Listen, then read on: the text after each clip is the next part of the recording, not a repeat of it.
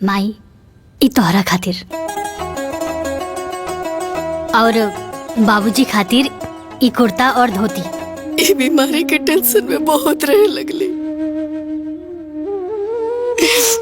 नैहर की चिंता, ससुराल की चिंता, तेरा ब्याह की चिंता, गुड़िया के परवरिश की चिंता कि उनका बाद उनका गुड़िया के ध्यान रखी, घर के ध्यान रखी।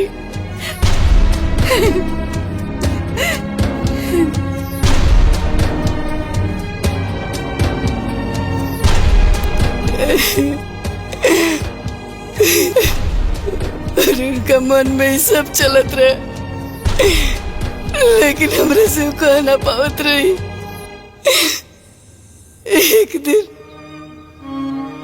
एक दिन हमरा से कहली कि बाजी हम चाहता नहीं कि हमारे बहन की शादी सतीश से कर दिया जाओ, ताकि हमारे बाद घर में रही ना, घर के संभाल सकती है, हमारे गुड़िया की संभाल सकती है। काहे कि मासी तो माँ से सनोले ना, माँ से बढ़ के मासी होले। अगर दूसरी लड़की घर में एक देवरानी बन के आई तो पता न कैसे ही घर में रही। हमें सोच के ही रिश्ता के फौरन हाँ कह देली कि दुल्हन के गैला के बाद गुड़िया के माई की कमी महसूस ना होए। ज्यादातर लोग एक बात कही, हम बहुत लाचार हो गई। हम वो सास है कि जे अपना पतों में भेद कैलाश कायदे से निकल जाओ। हमरे बड़की के घर के मालकिन बनावे के चाहत रहे, लेकिन हम दुल्हन के बने नहीं। कैसे कि हम चाहत रहे कि हमर दुल्हन चाहे जितना दिन रहे, लेकिन अपन हर खुशी जियस। हमर दुल्हन में मालकिन बने के जिम्मेवारी संभालने की सारा गुण रहल। ऐसे हम उनका के घर के मालकिन बने नहीं, और वो आज तक घर के बहुत अच्छे से संभाल के रख ली, क्योंकि कोनो चीज की कमी ना हो के दर।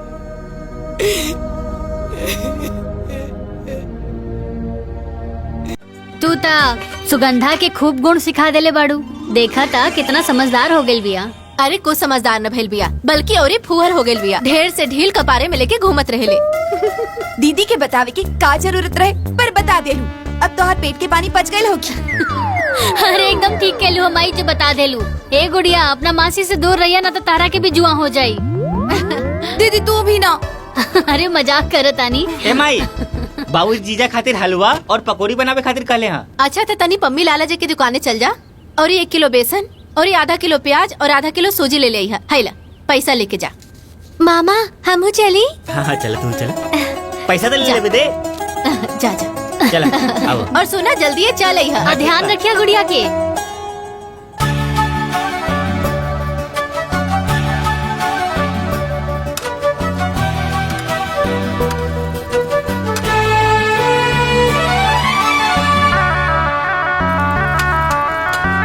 अरे सुगंधवा, तनी चटनिया में मर्चा कम डाली है।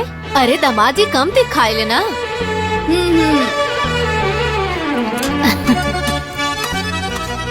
तो से छिलात है को? हाँ? पुष्पा सादे हलवा बनावत हो का? अरे हाँ डबुआ में काजू मखाना रखल बा, ओके डाल दा, तनी किसमिस उसे डाल दा, तनी बढ़िया बन जाई। नीक बनावा। हाँ ठीक बा माई, तनी सूजी भुन जाएदा फिर डाले आराम से। बेटा ये मौसी के दे दा। जा आजा।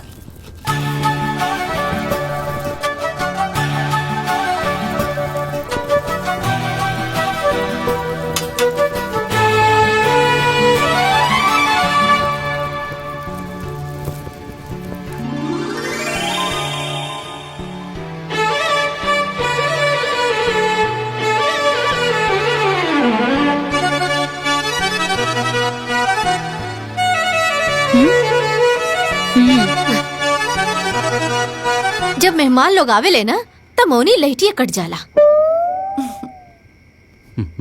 पकौड़ी कैसन बनल बा पाहुन? बहुत बढ़िया बनल बा अम्मा जी। और जीजा जी चटनी कैसन बनल बा? चटनी लगा तो तू बनौले बाड़ू, एकदम तहरे जैसन तीता। इतना मना कहनी कि मर्चा कम ही रखिया, बाकी मल्लस नहीं। पकौड़िया और ही पाहुन, दे रे जिया जी के पकौड़िया दे। इली बस और दी ना ना ना चटनियों दा। चटनी तो तीख बनल बा ना, तो एक काम करी, इली पकौड़ी हलवा के साथ खाई। देवकी, हम सोचा था नहीं कि बिटिया और दामाद के ये बार अपने दुआरे पे लिट्टी चोखा बनवावल जाए। का सोचा तड़ू, कैसन रही? एकदम ठीक रही बाबूजी, लेकिन सब केहू ना मिल के बनावल जाए। तो ठीक बा, लेकिन चोखा हम बनाई। बनैया, लेकिन तीत तनी कम बनैया। ना बनाई।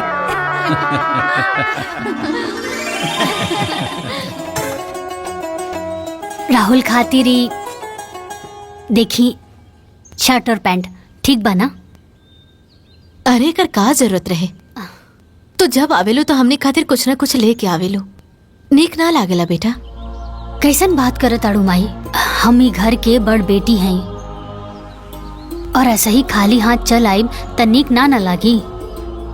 अच्छा सुनी, ये सब बात छोड़ी और हमरा के ई बताई कि सुगंधा के जौन रिश्ता के बात चलत रहे का भइल? अब का बताई बेटिया, उहे जौन 4 साल से हो रहल बा। अरे जेकरो ढंग के मड़ैयो न बनल, ओहो 5 लाख दहेज मांगा था। और सरकारी नौकरी वाले था पूछवे मत करा। अरे 4 पहिवा गाड़ी के नीचे बातें नहीं करत। अरे लड़की के गुण सहूर केहू नहीं देखत, सबके खाली दहेज चाहिए। बस यह सोच के संतुष्ट करत बानी कि गरीब होके चाहे अमीर, लड़की बिना बिहाले ना रहेली। बड़ बुजुर्ग कहले रहले ना कि भगवान वर पहले बनावेले, सुकन्या बाद में। अरे हमरो सुगंधो खातिर केहू न केहू बनले हुई। अम्मा जी समझी कि लड़का मिल गई। बाबूजी और राहुल के लड़का पसंद बा, और उ लड़का के रउआ भी पहले से जाने नहीं। बस अब राव और हाँ के देरी बा। अरे पाहुन, रउआ बुझौलिया मत बुझाई, जल्दी से लड़का के नाम और गांव बता दी। अरे अम्मा जी, गांव के नाम छोड़ी, लड़का के नाम में काफी बा। लड़का के नाम बा। तू ता सुगंधा के खूब गुण सिखा देले बाड़ू, देखा था कितना समझदार हो गेल बिया। अरे को समझदार न भइल बिया, बल्कि और फूहर हो गेल बिया। ढेर से ढील कपारे में लेके घूमत रहेले। दीदी के बतावे की का जरूरत रहे, पर बता देलू। अब तो हाथ पेट के पानी पच गए होगी। अरे एकदम ठीक कहलू हमाई जो बता देलू। ए गुड़िया, अपना मासी से दूर रहिया ना तो तारा के भी जुआ हो जाई। दीदी तू भी ना। अरे मजाक करत आनी। ए माई, बाबूजी जीजा खातिर हलवा और पकौड़ी बनावे खातिर कहले हाँ। अच्छा तो तनी पम्मी लाला जी की दुकाने चल जा, और 1 किलो बेसन और आधा किलो प्याज और आधा किलो सूजी ले ले। हैला पैसा लेके जा। मामा हमू चली? हाँ चल तू चल, पैसा तो ले लेबे दे। जा जा चल आओ। और सुना जल्दी चल और ध्यान रखिया गुड़िया के।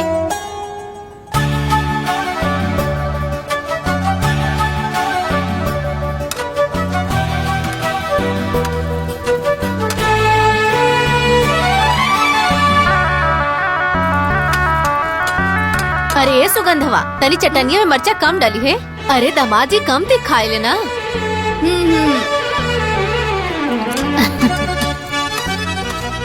तो से छिलात है एको? हाँ?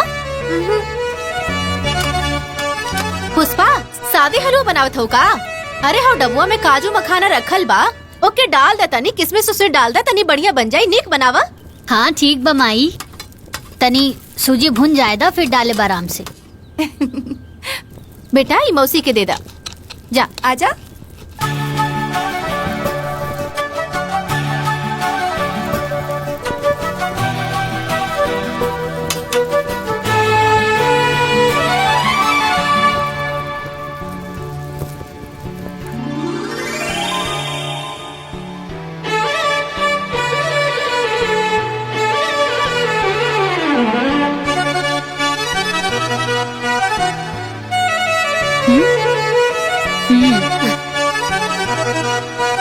मेहमान लोग आवेले ना त मौनी लहटिया कट जाला।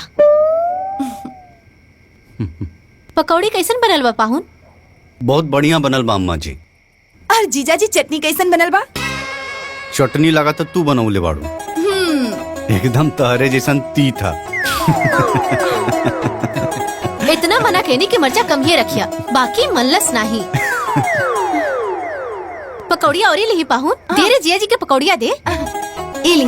बस और दी? ना ना ना, चटनियो दा। चटनी तो तीख बनल बा ना, तो एक काम करी, ई ली पकौड़ी हलवा के साथ खाई।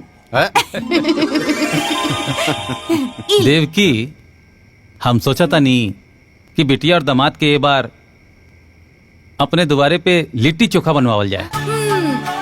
का सोचा तड़ू, कैसन रही? एकदम ठीक रही बाबूजी, लेकिन सब केहू ना मिल के बनावल जाए। तो ठीक बा, लेकिन चोखा हम बनाई। बनैया, लेकिन तीत तनी कम बनैया। ना बनाई।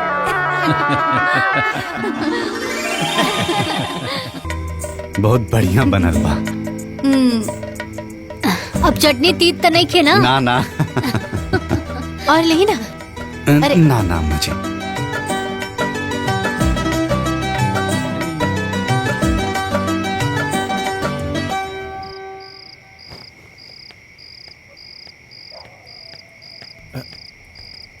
पहुना, हाँ बाबूजी। ये लुंगी ला, एके पहन के आराम से सुत जाए। हाँ हाँ ठीक बा बाबूजी।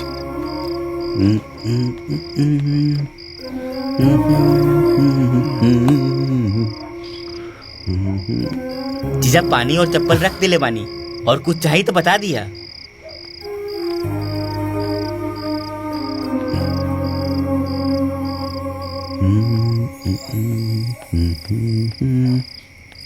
इली टार्च, पिसाब उसाब लगी था पिछवाड़ा चल जाई है। हाँ। टार्च लेके जाई है, काहे कि पिछवा खर खंजर भइल बा। अरे तू ऐजे सुतबा ना। हम तो इजे रहबे करब। हाँ तो बस जगा ले। अच्छा ठीक बा। मच्छरदानियाँ लगा दा।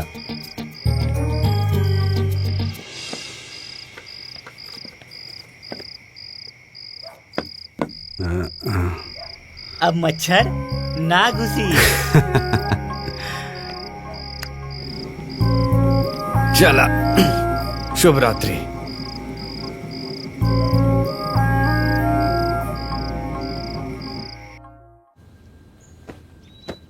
दीदी देखी ना कैसन लागत बा? ठीक बा ना? बहुत बढ़िया, एकदम फिट आइल बा। हाँ फिट बा। माई, ई सलवार सूट हम सुगंधा खातिर लेके आइल बानी। माई कैसन लागता? बहुत सुंदर बा। माई, ई तोहरा खातिर और बाबूजी खातिर ई कुर्ता और धोती। राहुल खातिर ई देखी शर्ट और पैंट। ठीक बा ना? अरे कर का जरूरत रहे, तो जब आवेलो तो हमने खातिर कुछ ना कुछ लेके आवेलो। नीक ना लागेला बेटा? कैसन बात करत आड़ू माई, हम ही घर के बड़ बेटी हैं, और ऐसे ही खाली हाथ चल आइब त नीक ना लागी। अच्छा सुनी, ई सब बात छोड़ी और हमरा के ई बताई कि सुगंधा के जोन रिश्ता के बात चलत रहे का भइल? अब का बताई बेटिया, ओहे जोन 4 साल से हो रहल बा। अरे जेकरो ढंग के मड़ैयो न बनल, ओहो 5 लाख दहेज मांगा था। और सरकारी नौकरी वाले था पूछवे मत करा। अरे 4 पहिवा गाड़ी के नीचे बातें नहीं करत। अरे लड़की के गुण सहूर केहू नहीं देखत, सबके खाली दहेज चाहिए। बस यह सोच के संतुष्ट करत वानी कि गरीब होके चाहे अमीर, लड़की बिना बियाहले ना रहेली। बड़ बुजुर्ग कहले रहले ना कि भगवान वर पहले बनावेले, सुकन्या बाद में। अरे हमरो सुगंधो खातिर केहू न केहू बनले हुई। अम्मा जी समझी कि लड़का मिल गई। बाबूजी और राहुल के लड़का पसंद बा, और उ लड़का के रउआ भी पहले से जाने नहीं। बस अब राव हाँ के देरी बा। अरे पाहुन, रउआ बुझौलिया मत बुझाई, जल्दी से लड़का के नाम और गांव बता दी। अरे अम्मा जी, गांव के नाम छोड़ी, लड़का के नाम में काफी बा। लड़का के नाम बा सतीश। हमार छुटका भाई।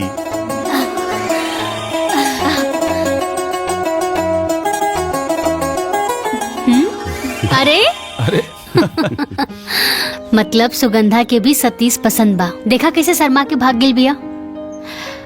अब अपन विचार बतावा माई। बिटिया इसे बढ़िया रिश्ता सुगंधा खातिर और का हो सकेला। बाकी एके घर में दोनों बहन के शादी ठीक होई का?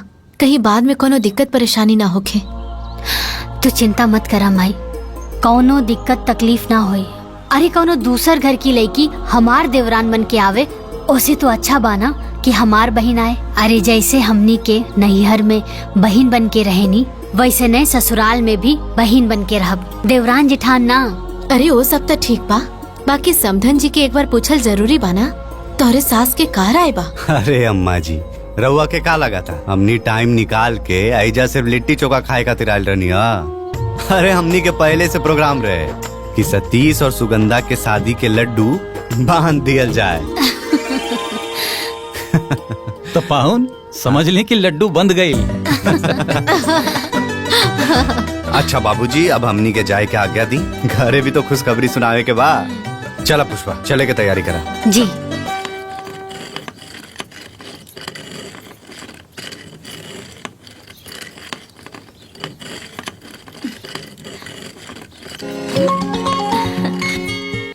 अरे माई प्रणाम। खुश रह। का करतारू? दाल दरत हई। हमार तो जिंदगी जैसे वही कहावत जैसन हो गइल बा, उठा बुढ़ा सास का चोला छोड़ो जात का। ई चूल्हा चौकी धो के खाली भईनी तो दाल दरत हई। अरे तो जेठानी हो के कुल काम तू करेलू तो देवरानिया का करेली? अब का कही माई, उ देवरानी ना महारानी है। महारानी ई घर के मालकिन है। जब मन करेला तब चल जाली अपन भतार संगे। काल के गइल बाड़ी नहीं हरे। हमरा के तैसन लागता कि हम जेठानी ना नौकरानी है और वो हमार सास तिजोरी की चाबी दे दिल बाड़ी ओकरा के। काहे के ओकर भतार तक कमासुत बाड़े ना और हमार तक खेतिहर बारन। अच्छा पूछ हम मांगी सासू माँ से, वो कहेली जा मलकिनिया से बात कर ला। अब तू ही बताओ माई, जेठानी होके एक एक रुपया खातिर देवरानी के सामने हाथ फैलावे के पड़ेला। माई अब हम का करी? हमर तो जिंदगी बर्बाद हो गइल बा। रोवा मत बबनी, अब का करबू? ये सब किस्मत के खेला बा। जब किस्मत पलटेला ना तब ये होला। अच्छा हाँ बिटिया, अपने देवर से सुमन के बियाह के बाद अपन सासू माँ से कहलू है कि ना? वो का है ना, दोनों बहन एक घर में रहबू त ससुरा में राज करबू और देवरनिया के दबा के रखबू। अरे माई हम रोज रोज के काम काज के चक्कर में भुला गई नी। अच्छा सुनो, तू चिंता मत करा। अच्छा सासू माँ के अच्छा मूड दे के ना बात करम। बस भगवान से ही मनावा कि वो महारानी ना कोनो अड़चन न डाले। चाची आ गईली, चाची आ गईली। अच्छा माई हम फोन रखा तानी, लगा था कि महारानी आ गईली। रखा। अच्छा ठीक बा, फोन करत रहिया। माई चाची आ गईली। ई का बा? मिठाई। मिठाई तू खा ला। ऐसन बा तो अभी हमहू खा ले तनी।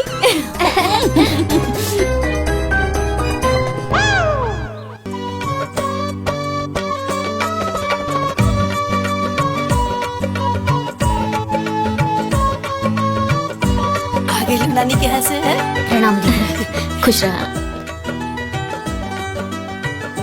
अम्मा जी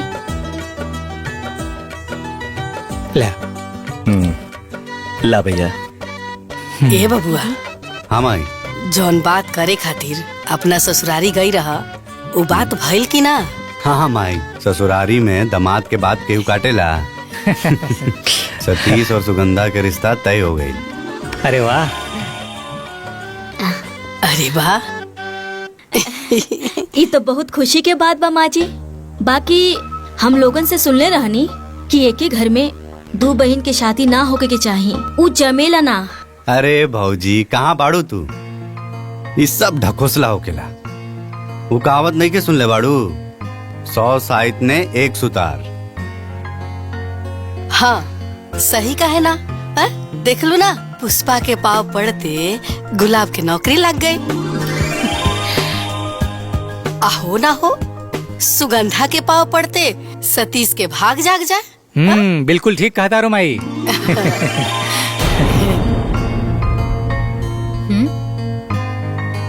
दुल्ही छत पर ना अमहर रख ले बनी सुखावे खातिर, सूख गई हो, जा लेके आ जा। ला तो का हो? ला तू मौका ढूंढत रह गेलू और चौका मार दिहलस। एक तो खुद तोहर जेल मुश्किल कैले रहल आ तू सर को आगे। अब तू सोच तोर का होई। एगो सील एगो लोढ़ा दोनों मिल के कुटियन थोड़ा थोड़ा। अगर वो दोनों सील लोड़ा है तो हम कोनो धनिया पुदीना ना है कि दोनों बहिनी मिलके हमार चटनी बना के रख दे। हम भी झुराई मरचा है, ऐसन जाल डालम दोनों बहिना के बीच में कि गोतनी गोतनी की लड़ाई हो जाए। प्यार के मिठाई में डाल देम आम के खटाई।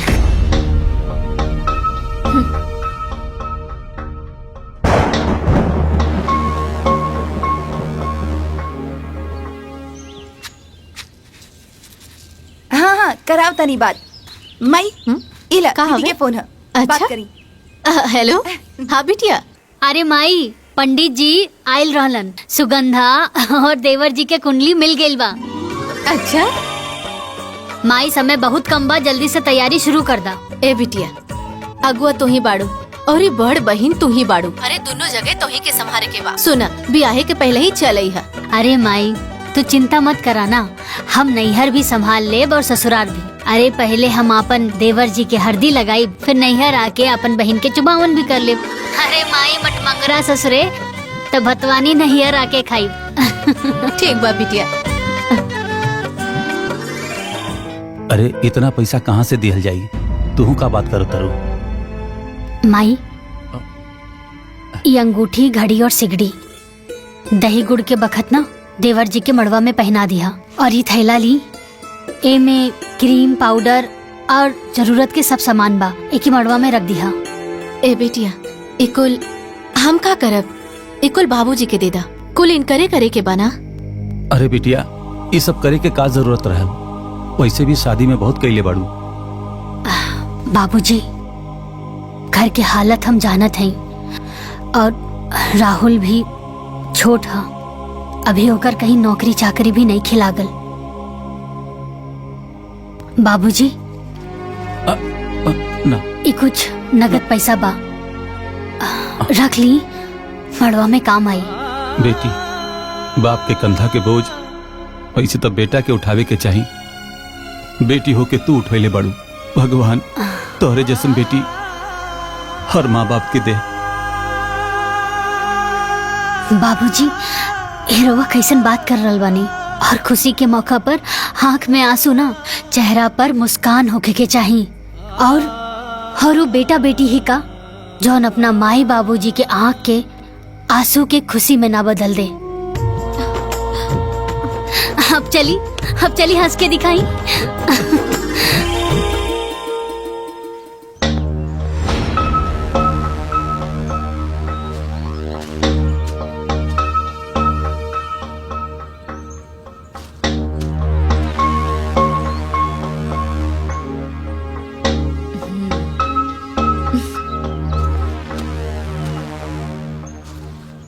कितना थोक पे चढ़ाओ तनी माँ जी देवर जी के शादी पे? अरे दुल्हीन, एक ही स्थान चोपता और 7 थान गहना। इतना दिया जाए ना तो उनकर मड़वा अंजूर हो जाए। सही कहा तानी माँ जी, उनकर मड़वा तो उजियार हो जाए, बाकी हमरे घर के काम मिली। काहे से कि सोना के सिकड़ी, घड़ी, अंगूठी कुल मिला के ये सब देवरानी जी तो लेके गई बाड़ी, और वही सब देवर जी पहन के आ जाई है। ब्याह के तो कुल खर्चा देवरानी जी उठाओ तरी, ससुराल की कमाई नैहर में जाके लुटाओ तारी। अरे दुल्हीन ऐसे ना बोले के, और लोग भी तो अपने ना। और कन्या के ब्याह करावल ना बड़ा पुण्य के काम होला। बस डीह बाबा करस सब कुशल मंगल से हो जाए।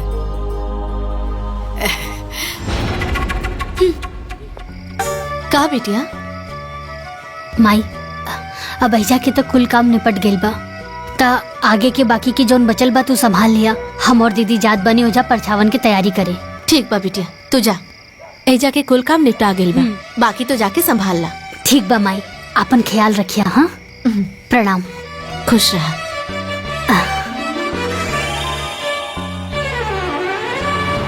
दुल्हन लपर्छा था। अरे कैसन बात करत ताड़ू दीदी, तू बड़ बाड़ू, तू करा। ठीक बा। सासू सोहागिन हो परछाना चालेली, पत्थर के लोढ़ा सासू सोने के थाली हो, पत्थर के लोढ़ा सासू सोने के थाली हो, थाली में हल्दी चावल चुमेली भाभी हो, थाली में हल्दी चावल चुमेली बुआ हो, बहुआ रे स्वागत बा उतरा तू हाली हो।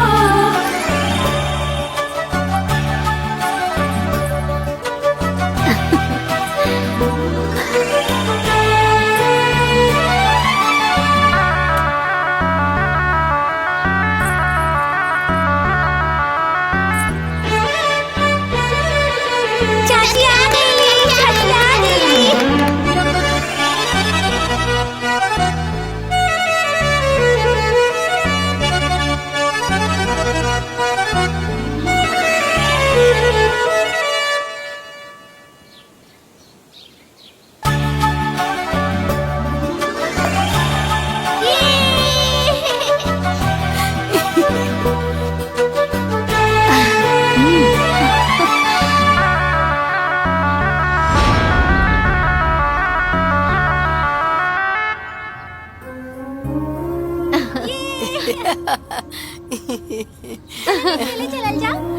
एगो बात कही दीदी, पूरा गांव में चर्चा बाकी कि तहार बारात बहुत बढ़िया गेल रहे। कि ऐसन बारात गईल रहे, वैसे ही लड़की वाला भी बाराती के दुआरे पर स्वागत भी कैलन हा। अरे मसूर के दाल, गोलगप्पा, पनीर, अम्मान भर छेना। ई कुल तो ठीक बा बिमला, बाकी एक घर में दो बहन के शादी करे के ना चाहत रहे। शादी के बाद बहन बहन ना रह जाली, देवरानी जेठानी बन जाली, आके थरिया फेंक के झगड़ा करे लग जाली। भगवान ना करे कि रउआ के घर में कभी ऐसन होखे, लेकिन का करबू, गोतिन गोतिन के झगड़ा तो सबके घर में होखेला। अच्छा तो ठीक बा, हम जाता नहीं, घर में बहुत काम बा। हमनी के चलो तनी जा हमनी के बेटू चलो।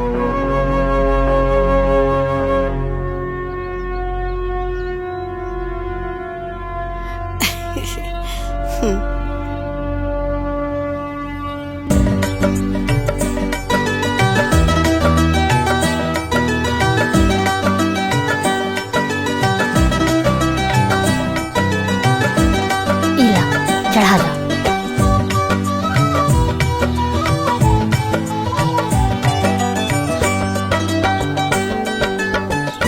इला अच्छत चढ़ाओ।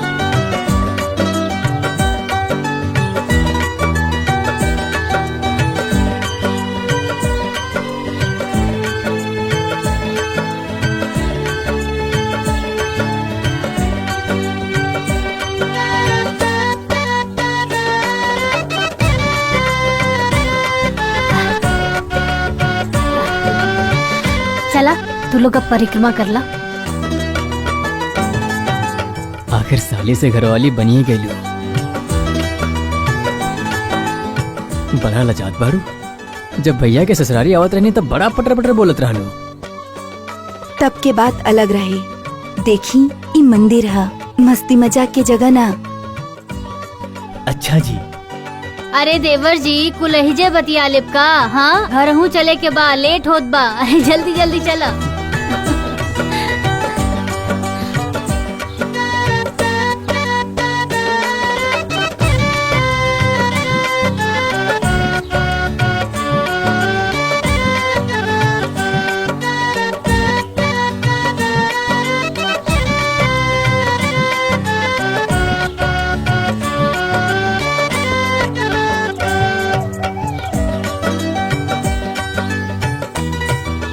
दीदी आज बचपन की याद ताजा हो गई।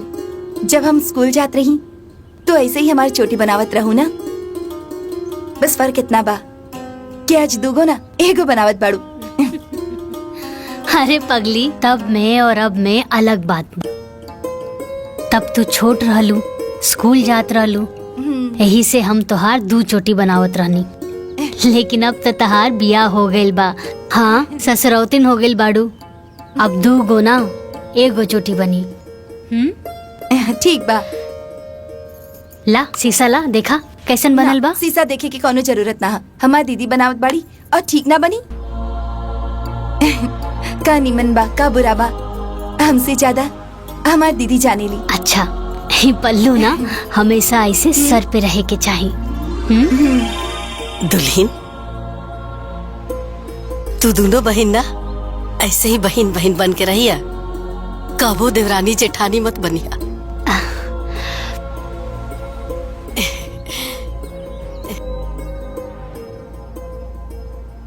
हमारी एक बात हमेशा याद रखिया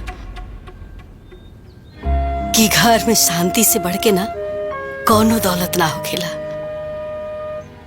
माई के अचरा से बढ़ के ना कोनो दुनिया होखेला। अब भाई से बढ़ के केहू साथी ना होके, अब बहन से बढ़ के केहू शुभचिंतक ना होला। ये दुल्हन, हाँ एगो बात कही। बोली ना अम्मा जी। देखा दुल्हन, घर के बरकत ना मर्दन के हाथ में ना होकेला, हम औरतन के हाथ में। हम औरत चाहिए ना तही घर के स्वर्ग बना सकेले, और हम ही औरत चाहली ना तही घर के नरक भी बना सकेले। ये बात के हमेशा याद रखिए दुल्हन। अम्मा जी, जौन आशा और उम्मीद रहुआ हमनी से रखले बानी ना, हमनी दोनों बहन ओकरा के कब्बो नहीं खितोड़ब। हम रहुआ से वादा करतानी कि हमनी दोनों बहन ससुराल में बहन बन के रहब, कबो देवरान जेठान बन के ना रहब।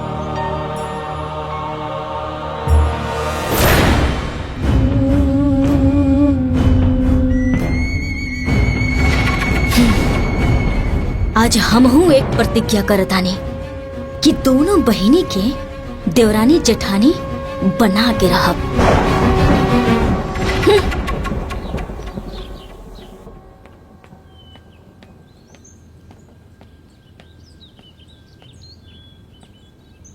माँ जी, पिंकी के कपड़ा पुराना हो गईल बा, अगर 1-2 कपड़ा नया मिल जाए तो बढ़िया हो जाए। अब अरे दीदी, नया कपड़ा किने के का जरूरत बा?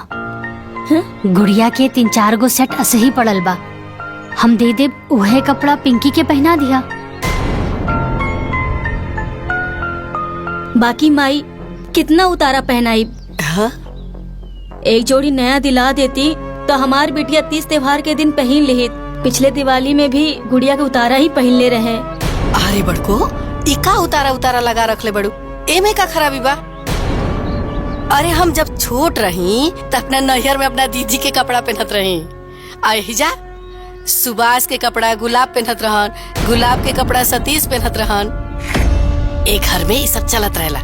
आ वैसे भी एजा कमाए वाला एक आदमी बा और 2 जना तो खेतिये में लागल बड़े। जितना ओढ़ना रहेला न उतने में पैर फैलाए के चाहिए, समझ लू?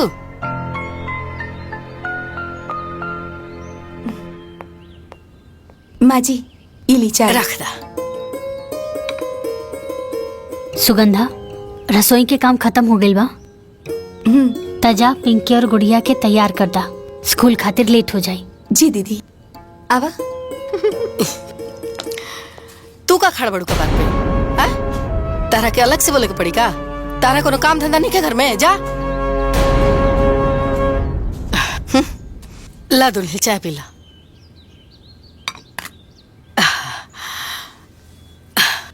गुड़िया, तू कौन सा क्लास में पढ़ी लू? हम फर्स्ट स्टैंडर्ड में। और पिंकी तू? Second standard. Second standard. अच्छा, तू दोनों की कितना तक पहाड़ा आवेला? पहाड़ा मतलब? अरे हम तो भुलाल गई नहीं, तू लोग तो इंग्लिश मीडियम में पढ़े लो ना? हाँ। अच्छा, पहाड़ा मतलब टेबल। कितना तक आवेला? हमके तक 10 तक आवेला। अरे वाह। लेकिन गुड़िया के तक 5 तक टेबल नहीं के यार। कौन बात नहीं है, गुड़िया के भी 10 तक की टेबल आ जाई। हाँ गुड़िया, अब आवा, ए लो अपन बैग ले ला। जल्दी जल्दी से तैयार हो जाई।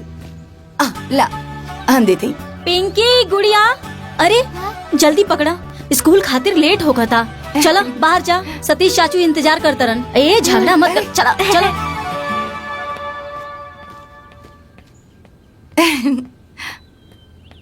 सुगंधा, हाँ नाश्ता पानी तो हो गई, खाना में का बनी आज? अच्छा सुना ना, तू एक काम करा कि आलू और गोभी की तरकारी बना ला और ना कचौरी बना ला, हमरा के बहुत पसंद बा। और तू निम्मन भी बनावे लू। हाँ ठीक बा दीदी, अभी बना देता नहीं। ठीक बा।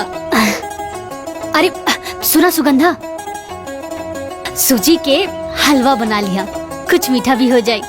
ठीक बा दीदी, दोनों बना देता नहीं।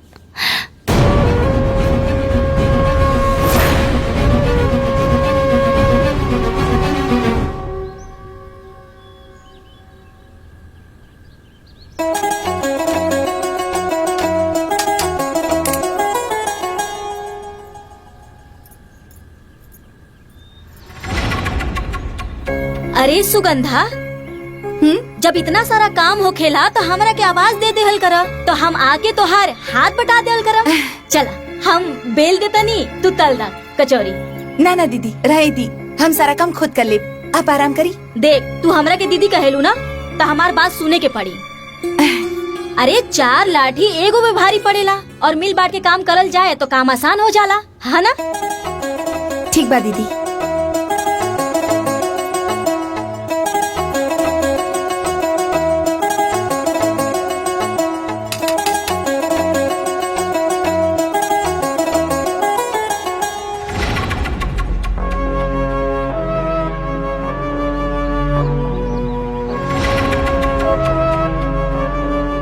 सुनो ना, ऊ देख देवरानी के, अरे तोहरा के कचौड़ी बनावे के ऑर्डर देके खुद नेल पॉलिश लगावतिया। ई ना के छोटकी बहन के आके हाथ बटाती ही। अरे कचौड़ी बनावल इतना आसान नहीं खे, कितना मेहनत लागेला देखा। यही तो दीदी के नैया की आदत हो गई, हमरा से काम करावे के, और दीदी के काम करल हमरा के बहुत ही निमन लागेला। बनाई ना हमार दीदी के ना कचौड़ी बहुत अच्छा लागेला, पनीर के।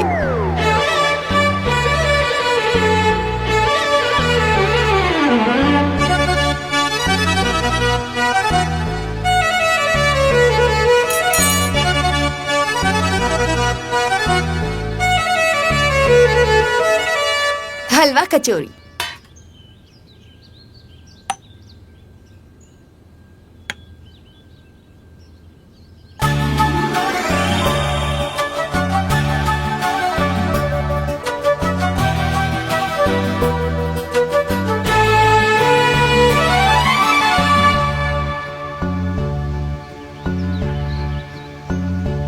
अरे वाह सुगंधा, ये तो बहुत टेस्टी बा, एकदम नैहर वाला स्वाद बा एमे।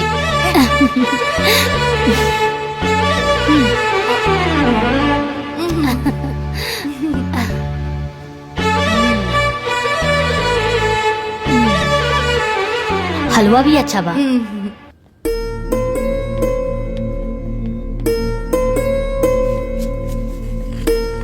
माँ जी, हाँ गोलू बहुत शरारती हो गए बा, दिन भर गांव के लड़का के साथ खेलत रहले।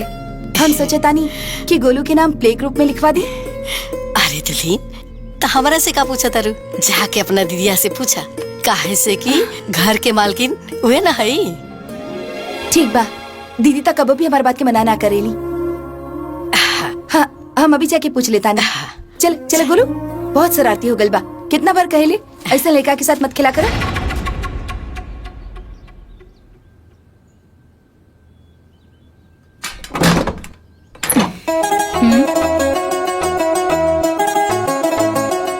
अरे सुगंधा, का बात बा? हमरा से कुछ कहे आयल बाड़ू? अरे वाह दीदी, तू तो हमारा चेहरा पढ़ ले लू। दीदी हम बोले के चाहता नहीं कि गोलू के नाम प्ले ग्रुप में लिखवा देवे के चाहिए। ये 2.5 साल के हो गए बा, कम से कम एबीसीडी तो बोले सीख जाई। अरे सुगंधा, अभी हमार गोलू ठीक से बड़की माई ना बोल पावेला, एबीसीडी का बोली। 3-4 साल के हो जाएदा, सीधा केजी में एडमिशन करवा दे, ठीक बा ना? अब बाकी दीदी, गोलू के उम्र के गांव के कई लड़का अभी से स्कूल में जावेला। सुगंधा, अब सब केहू के पागल बा त हमनियों के पागल हो जाई ना नू। अच्छा ये बतावा, हमनी के टाइम पर ये सब इले पिले ग्रुप रहे, ये सब कोनो ढकोसला रहे ना नू? प्लीज दीदी, ये गोलू के भविष्य के सवाल बा।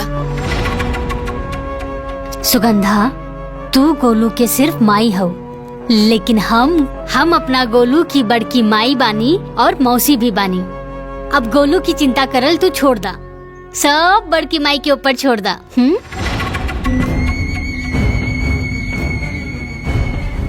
दोनों बहिनी के बीच में आग लगावे खातिर जौन पापड़ हम बेलने आज वो सफल हो गए।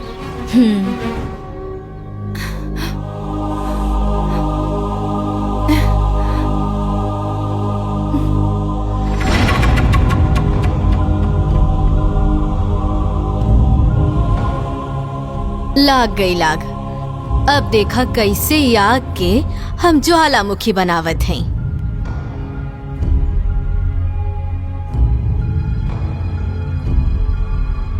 अच्छा ये बतावा, हमनी के टाइम पर ये सब इले पिले ग्रुप रहे, ये सब कोनो ढकोसला रहे ना नू?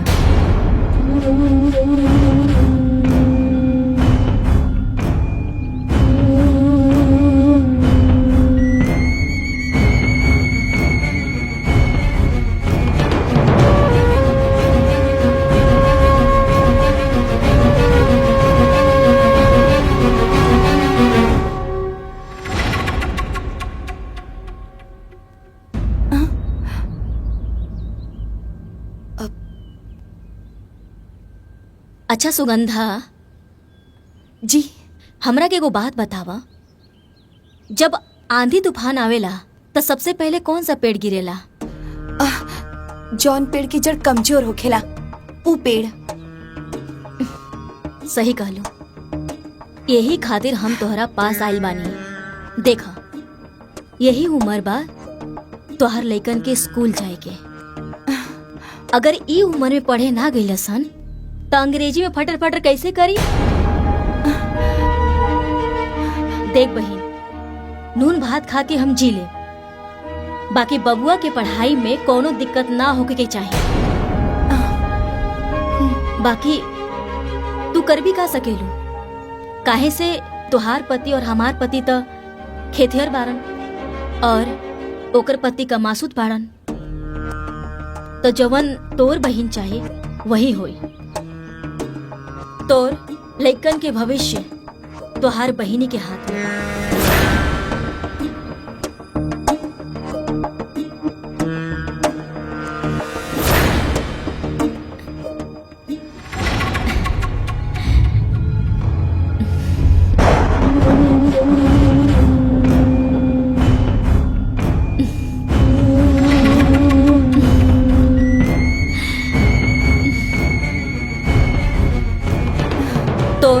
लइकन के भविष्य तो हर बहिनी के हाथ में बा।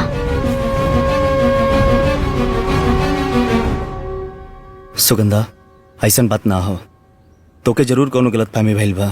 गलतफहमी हमके ना भइल बा, बल्कि आज तो हमार सारा गलतफहमी दूर हो गइल बा। अब वो हमार बहिन ना हमार जेठानी बन गइल बाड़ी। अगर बहन बन के सोचती ना तो कबो भी हमारे लड़का के प्ले ग्रुप में जाए से मना ना करती। सुगंधा, भाभी के हम अच्छी तरह जानी ला, वो परिवार के हित के लिए भी सोचनी, कबो अपन पराया ना देखनी। अगर वो कबो अपन पराया ना सोचनी ना तो कबो हमके मना ना करती। हम सब समझतानी वो क्या अपन पैसा के घमंड हो गइल बा। अब रउआ भी खेती बाड़ी छोड़ी और कहीं भी जाके प्राइवेट नौकरी करी, चाहे तो 10,000 ही कमा के लेके आई। हम 10,000 में अपन लड़का के पढ़ा लिखा दे। रउआ खेती बाड़ी करत है तो का हमारा लड़का भी बड़ा होके खेती बाड़ी करी? का बात के पतंगड़ बनाओ तारू यार। देखिए जी, अगर रउआ हमारी बात ना मन ली ना तो हम अपन लड़का के लेके नैयर चल जाए और नैयर से अपन लड़का के पढ़ाई लिखाई।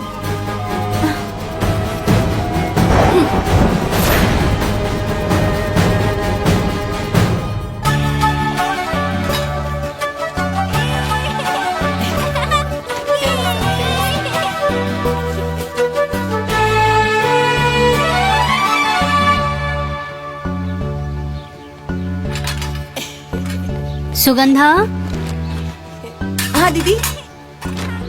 देवर जी अभी खेत गेल बाड़न ना, जब खेत जोत के आ जाई है ना त ई गेहूं हम ना बोरी में भर देले बानी।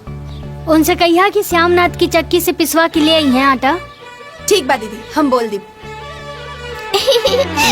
अरे चप्पल टूट गई, गोलू की चप्पल टूट गई।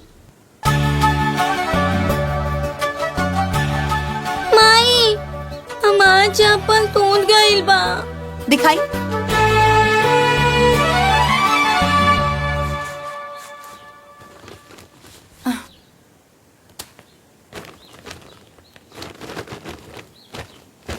दीदी हाँ देखी ना, गोलू की चप्पल टूट गल बा, एगो नया मंगवा दी ही ना। सुगंधा, नई कीने की का जरूरत बा? हमरा लगे 2-3 गो जोड़ी पड़ल बा, हम दे देब, गोलू के पहना दिया, ठीक बा? बाकी दीदी लड़का होके लड़की की चप्पल पहरी। अरे सुगंधा, सैंडल ना हा, हवाई चप्पल हा, और सब हवाई चप्पल एक जैसन ही होला। कैसे गिर गई तू? हाँ? अरे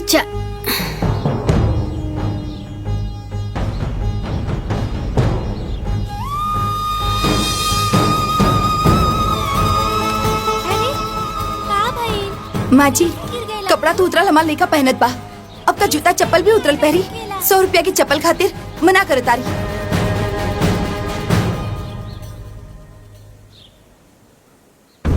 अरे हमार नौ के दुल्हन, 100 रुपया के बात नहीं खे।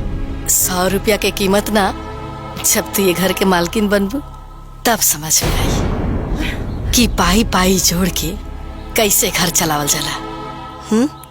चिंता मत करा।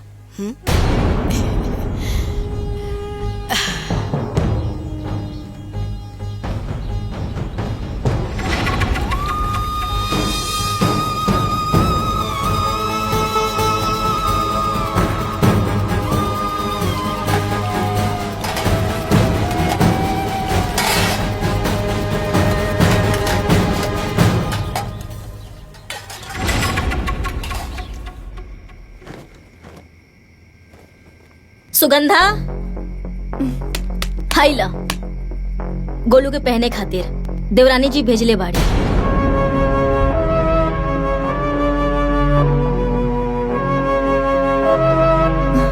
बाकी एगो बात कही, इतना साल से जे हमार साथ हो रहल बा, अब उ तोहरे साथ हो रहल बा।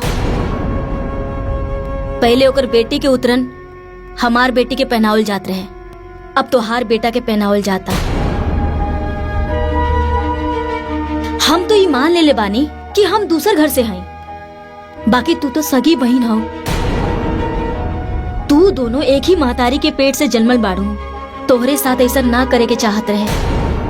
बाकी जायद तू कर भी का सकेलू। अच्छा ई चप्पल ना गोलू के पहना के देख ला कि ओकर साइज के बा कि ना। बेचारा लइका लड़की के चप्पल पहन के घूमेला। चला।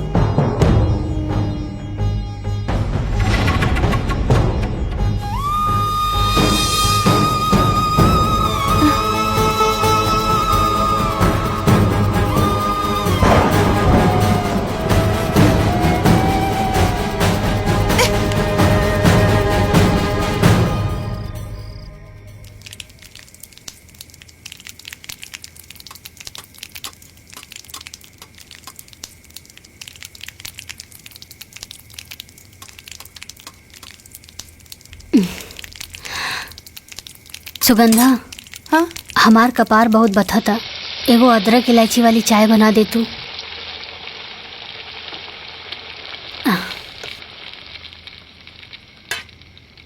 ई रहल चाय के पत्ती,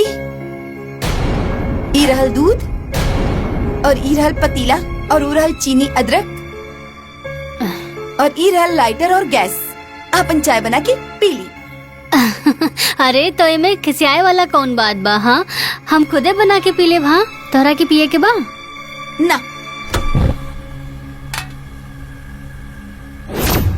लाग गई लाग। अब देखा कैसे ई आग के हम ज्वालामुखी बनावत हैं।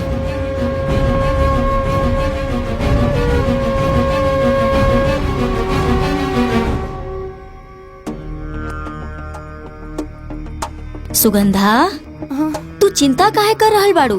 अरे तू जौन कैलू बहुत ठीक कैलू। ज्यादा चुप रहे से आदमी कपारे पे बैठ जाला। कबो कबो मांगे से हक ना मिली तो छीने के पड़ेला। अगर उहो जेठानी बनतिया तो तू काहे बहिन बनबू?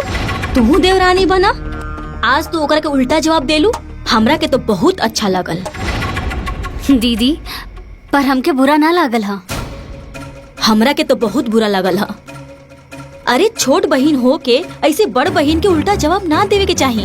अरे तू कोनो हाथी घोड़ा थोड़ी मांगत रहलू, एक कप चाही तो मंगले रहू, बना के दे देवे चाहत रहे।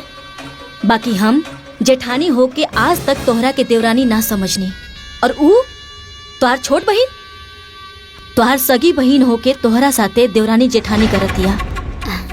जायदा ना दीदी, अरे हम सुगंधा के ना बचपन से जानी ले, और बात बात पे गुस्सा हो जाली, और जब ओकरा के एहसास होला ना ता आके माफी भी मांगेली।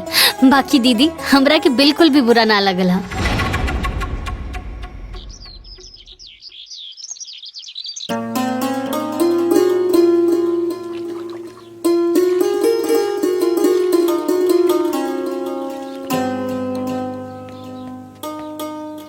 सुगंधा,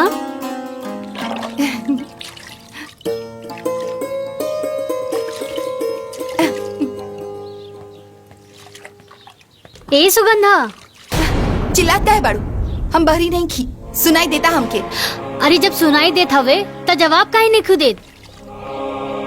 हम का बोली, तू ही बोला, बताओ बात का हो? अरे हम तोरा से कहले रानी ना कि गुड़िया की स्कूल की ड्रेस प्रेस कर दा, काहे नहीं खुकैले? दिखाई नहीं देत, हम अपन लड़का के नहलावत बाड़ी। जा। सुगंधा, आजकल हम देख रहल बानी, आजकल तू ढेर अपन पराया कर रहल बाड़ू।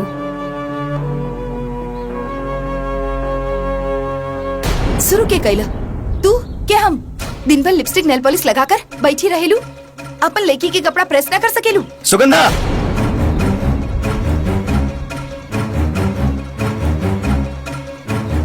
का हो गल तो के?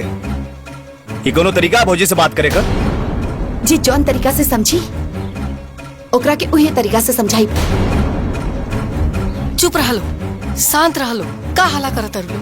अरे तोला परोसा आप पटीदार सुनी तो का कही? रहे दी माई, आज सुगंधा के बोल ले विदा, पता तो चले आखिर एकरा मन में कितना भड़ास भरल बा। बोला पुष्पा, वो छोट है, ओकरा में समझदारी ना है। तू तो समझदार बाड़ू, तू ही शांत रहा। अगर ई शांत हो जाए तो घर ना पलट जाए। ई घर के मालकिन नहीं, ई ऑर्डर करी और काम करी हम, ई लड़की पैदा करी और संभालिए हम।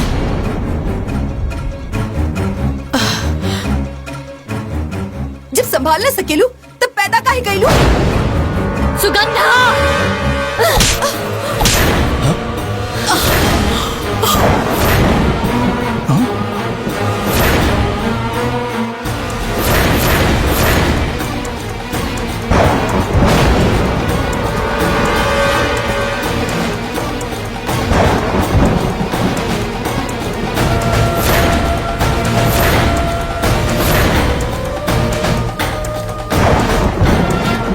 जिनके पास जवाब न होला ना वो हाथ उठावेला।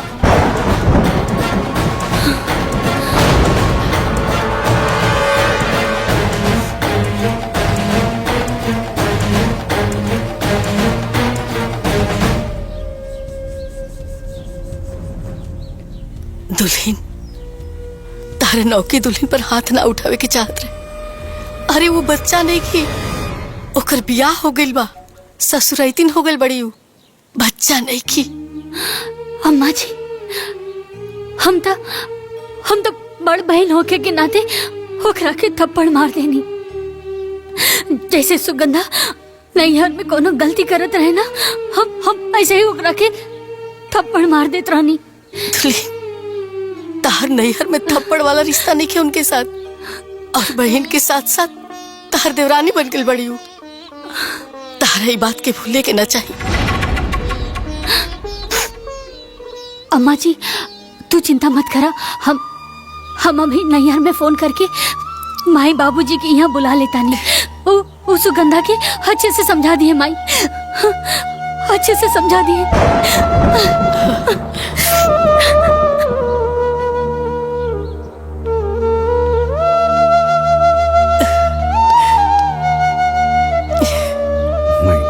सब ठीक हुई।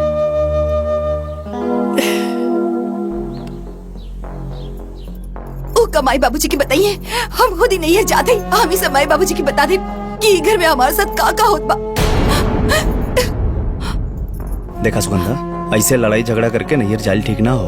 तो का उनके हम पर हाथ उठावल ठीक बा? उनकर आदमी कमाता हुए तो घर के मालकिन और हम घर की नौकरानी बन के रही।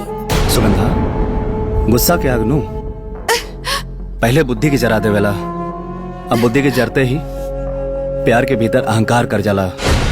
एक बात बतावा, दुनिया के कोनो भी रिश्ता अपने आप ना खत्म होला, अहंकार गलत फहमियों के तोड़ देवेला। दो लोग के बीच के रिश्ता केवल तीसरे की वजह से ना, बल्कि आपसी विश्वास और प्यार की कमी से टूटाला। हम तहार पति बानी ना, तो हमार बात ना मनबू। चला वो बैग उठावा और अलमारी में रखा। एक बात और ही, माई बाबूजी के सामने अपने गुस्सा पे कंट्रोल रखिया।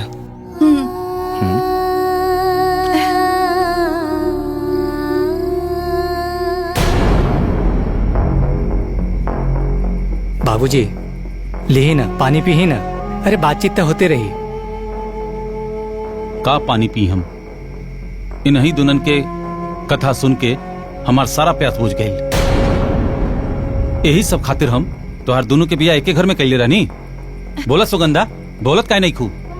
हमसे का पूछा नहीं, एकरा से पूछी। ये घर के माल के नहीं, घर के काम करावे खातिर ब्याह करके हमकी ये घर में लेके आल बाड़ी। आजकल लेकर जबान कम और हाथ ज्यादा चले लागल है। देखा तानी बाबूजी कैसन पटर पटर जवाब दे दिया, एक भी बात हमार ना सुनेली। बहुत ज्यादा झगड़ालू हो गई बिया। हाँ हो, चुपचाप से नैयर में करत रही, वैसे ही ससुराल में करत रही तो हम बहुत निमन हो जाये। खुद तो कुर्सी पे बैठ जात हई। अरे काम चोर तो तू नैयर से ही हबे। बाकी हमके पता न चलल, ससुराल में आके सब पोल खुल गइल बा। सुगंधा चुप हो जा, छोट होके बड़ बात करत तारू। ना बाबूजी, ये हाथी के दांत हुए, दिखावे के कुछ और खावे के कुछ और होला। और ये जब रउआ के बोलवले बानी तो रउआ भी जान ली कि का करिए। इनकर आदमी कमावत हुए तो 150 रुपया के खातिर भी हमरा के इनके आगे हाथ फैलावे के पड़त बा। अरे गोलू की चप्पल का टूट गल रहे, हम इनकरा से कहनी कि गोलू खातिर 100 रुपया के नया चप्पल खरीद के दी, तई मना कर देली और अपन लड़की के पुराना चप्पल हमार बेटा के दे देली। देखिए बाबूजी, अगर इनका आदमी के सरकारी नौकरी भी होवे तो हमारा आदमी खेती बाड़ी करेला, दाल चावल गेहूँ सब खाए खातिर ना होवेला। अरे लाखों में बिकेला। हम कभी भी एकरा से हिसाब मांग ली का?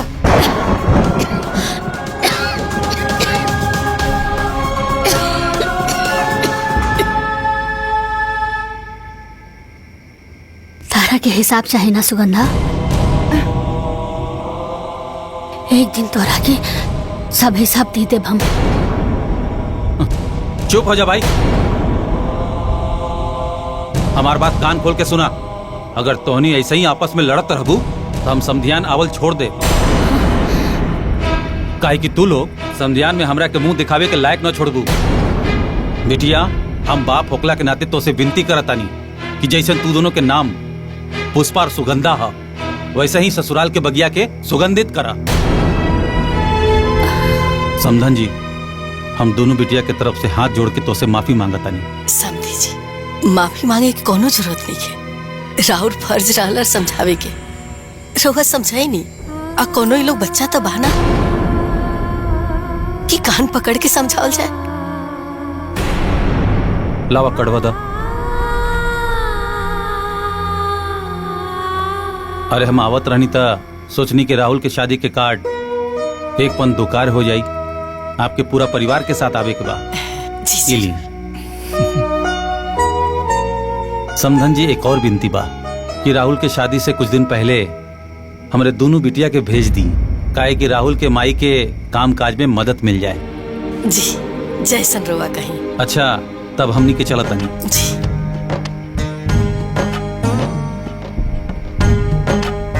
प्रणाम बाबूजी। प्रणाम माई। खुश रह बेटी। मैं खुश।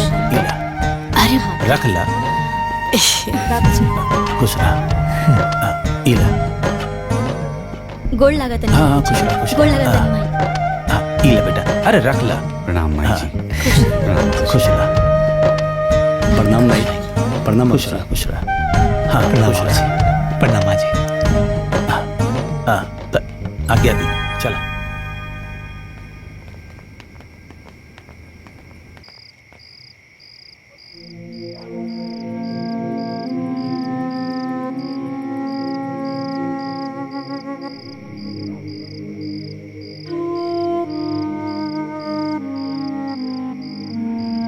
भैया पता नहीं केकर नजर हमनी के घर परिवार पे लग गई। ये सुगंधा और भाभी के बीच में खटास कैसे पड़ गई। सब सुगंधा की गलती हो। अपने से बढ़ के कबो उल्टा जवाब ना देवे के चाहिए। ए भाई, जहाँ चार बर्तन रहेला ना तो आपस में बजबे करेला। वो दोनों सगी बहन हैं, आपस में लड़िए झगड़िए फिर एक हो जाइए। तू ये सब छोट बात खातिर चिंता मत कर।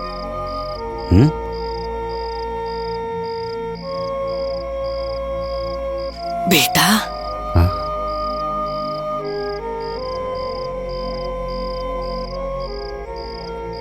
देखा बेटा, तू लोग ऐसे ही आपस में समझदारी से रहिया। मेहरारून के झगड़ा लड़ाई की आज तो हम लोग के रिश्ता में ना आवे के चाहिए। हमारे 60 साल के उम्र हो गई। बहुत बड़ा ना अनुभव बा बेटा कि अक्सर भाईन भाईन में अलगावची ना औरतन के लड़ाई झगड़ा के कारण नहीं होला। देख बेटा, तू लोग से हम विनती करता नहीं अरे मैं कि तू लोग आपस में कबो कटास बतावे दिया न तब जीते जी मर जाए। ना माई, तारा पता बानू, बाबूजी हमेशा कहत रहे कि एक दूसरा के साथे रहल परिवार ना कहला। परिवार वो कहला जे एक दूसरा के दुख सुख में साथ रहेला। और माई, तोनी और बाबूजी के दिहल संस्कार हमनी के भूलल नहीं खींचा।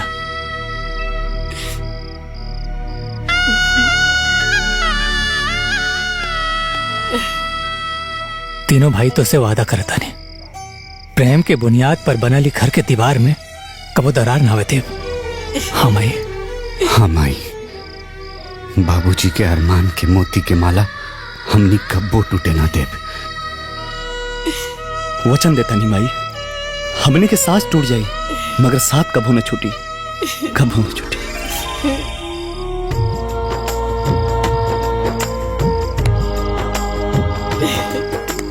हमारे तो तू लोग पे पूरा भरोसा बा।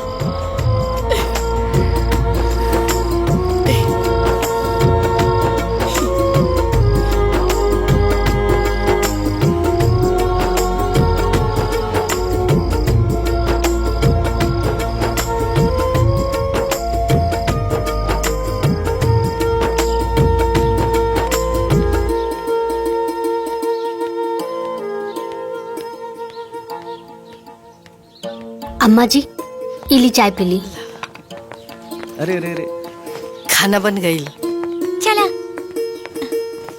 चला तू आगे बैठा। ये आगे बैठी। अच्छा ठीक बा। ए जी, हाँ गोलू के भी लेके जाई और प्ले ग्रुप में छोड़ दी। वहाँ रही तो कुछ सीखबे करी। ठीक बा।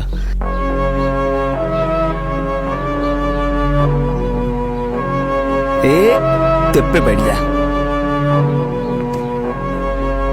चलो बैठा लो। Bye bye. Bye bye bye बेटा। जाए बाय बाय।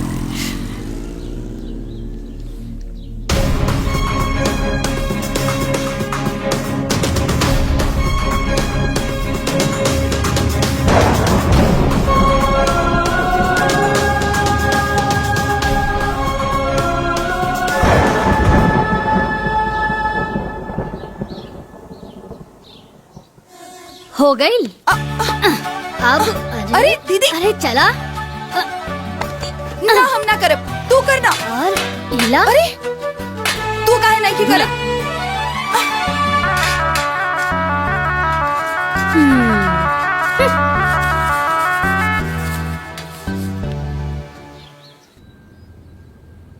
प्रणाम भाई। माई रवा लोग भी चलती तो अच्छा रहे।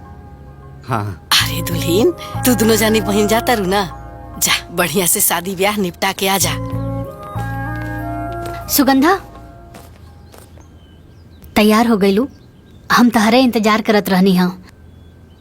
चला एक साथ चल जाए, एक ही गाड़ी में। हाँ तू जा, हमरा के तोहरा साथे नहीं खिंचाए के बा।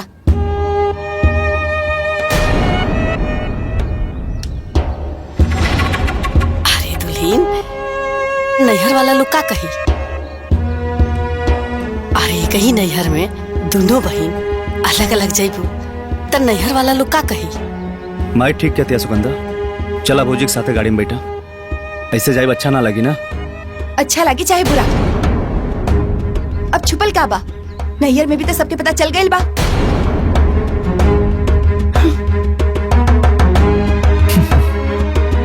ठीक से जाइए।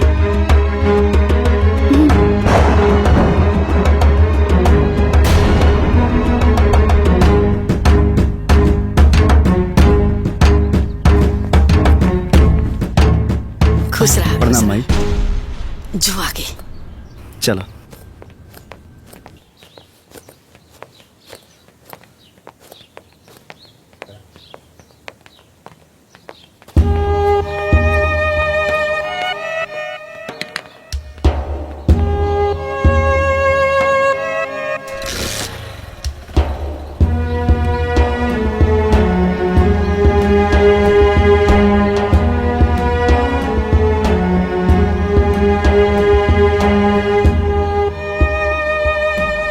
चली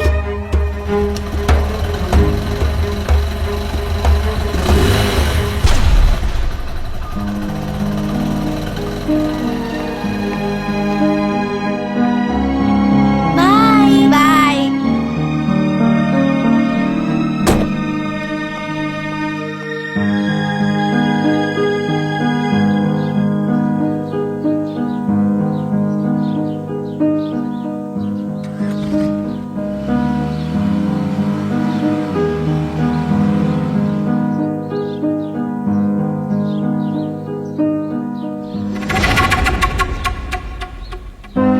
खाली रहला गाड़ी, इना के जाके मैं बैठ जाई। ये जेठ की दोपहरिया में हम लड़का लेके मोटरसाइकिल से चलत है, सब तोरे जिद के कारण होता।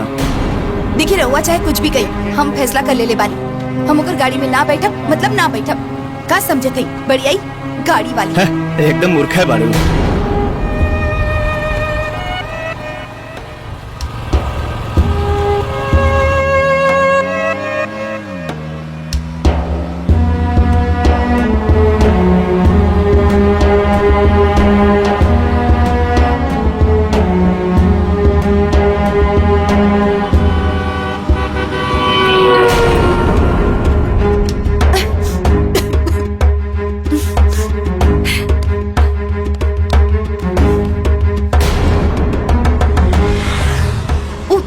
जानबूझ के उड़ा के गईलू ना हमरा पे धूल, हम सब कुछ समझतानी। अरे चुप ना रह तू यार, वो जानबूझ के भौजी उड़वनी है धूल। वो गाड़ी है कच्चा रास्ता पे जाए तो धूल उड़वे करी। हाँ हाँ रवा के तो भैया भौजी होवे ना, रवा तो ओकरे साइड लेबे करबा। देव की बहन, अब की छोटकी बेटिया साथे ना आई नी है का? कहाँ रह गई नी हा? अब का है ना चाची, सुगंधा के 4 चक्का में घुमरी आवेला, यही से देवर जी उनकरा के अपन मोटरसाइकिल पे लेके आवत हवन। और तैयारी सब हो गई ना? सब बढ़िया एकदम। अरे वो देखा आ भी गईलन। हाय देखा तहर मौसी आ गई। दीदी प्रणाम जीजा, प्रणाम। खुश खुश रह, आराम से जा खुश रहा। प्रणाम माँ। कैसन बाड़ा बेटा? ठीक बाड़ा ना? बहुत याद करत रही लखा। अरे खुश रही जाइए जाइए हाँ, अंदर। खुश रहा खुश। प्रणाम और बाबूजी। बेटी सब ठीक बना? हाँ ठीक बहन। हाँ ठीक। खाला खाला सब तहरे खाती है। हाँ, प्रणाम बाबूजी। सब ठीक बना? एकदम हाँ, ठीक है। आओ बेटा आओ। और काम काज कैसन चला था? सब बढ़िया एकदम। ऐसा कुतला बहन लगाता कि दोनों बहन के ससुरा में ना जमता, यही लिए कहल जाला कि दोनों बहन के शादी एक के ससुरा में ना करे के चाहिए। हाँ चाची, हम भी देख ली हैं कि छोट बहन हो के सुगंधा बड़ बहन के पैर तक न छूलस और मुंह टेढ़ करके भीतर चल गई है।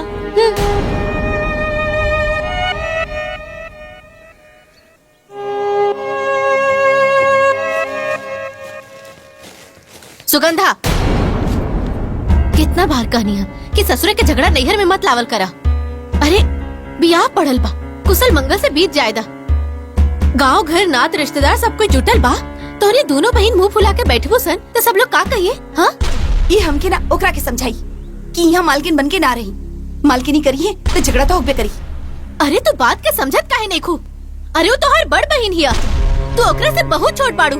छोट बन के रहबू ना तो कुल झगड़े खत्म हो जाई। अरे तोहनी के झगड़ा के जड़ना तोरा ओकरा से बराबरी करे के बा। देखा बिटिया, तू सफर से थकल आयल बाड़ू, मुँह हाथ धो के आराम कर ले। बाहर दमाजी की मिठाई दे देले बानी, तू आके देख ली। हम जाता नहीं।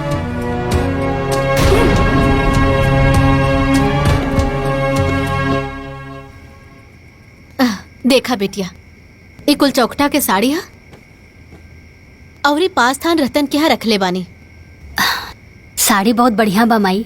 हाई देखा तहार भसुर के शर्ट पैंट और ये तीनों समधी के पैंट शर्ट बा। कुल कपड़ा बहुत अच्छा बा माई। अरे सुगंधा, आवा बिटिया तू देखला। पहले मालकिन के दिखा दी, हम तो बाद में देख ले।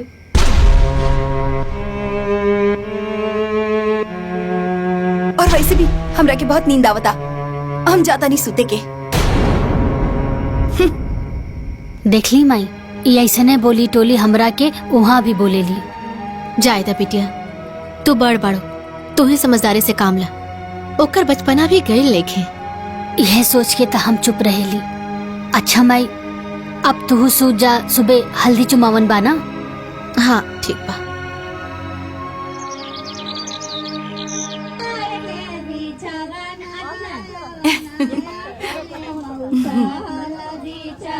अरे बही, पहले बड़की दीदी से न करावे के चाहिए।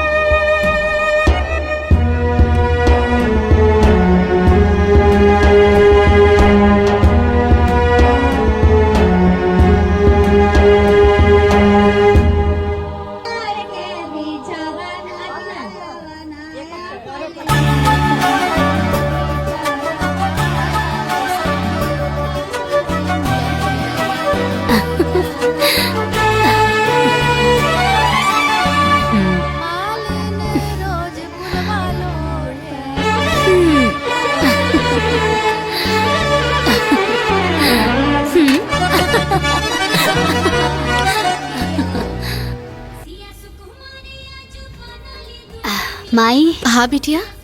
हल्दी वल्दी तो अच्छे से निपट गई बा। हाँ। बस बियाह अच्छे से हो जाए, सब बढ़िया हो जाए। ये हमार तरफ से नेग है। अच्छा नमस्ते, प्रणाम। अच्छा। खुश रह बिटिया।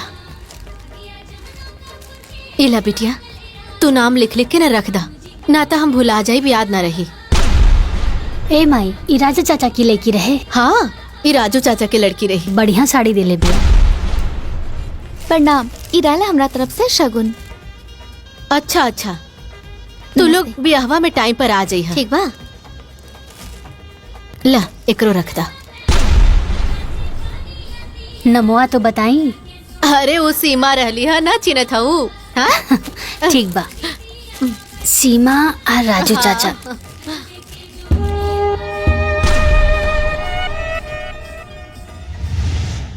माई का बिटिया?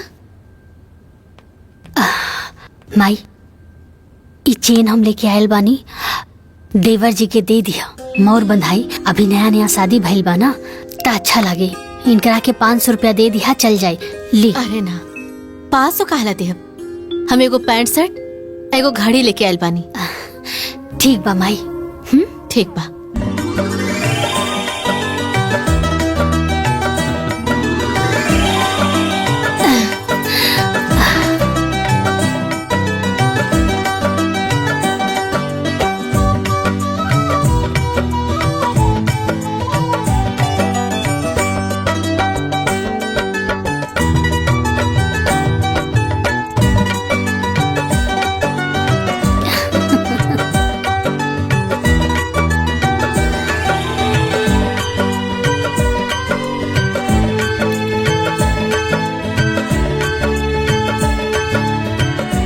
दीदी पतो हो तो बड़ी सुंदर बिया।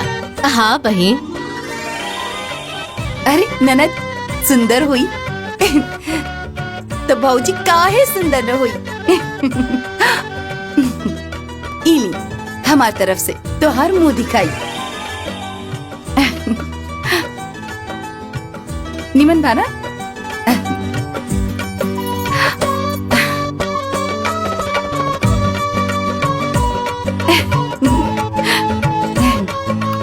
भौजी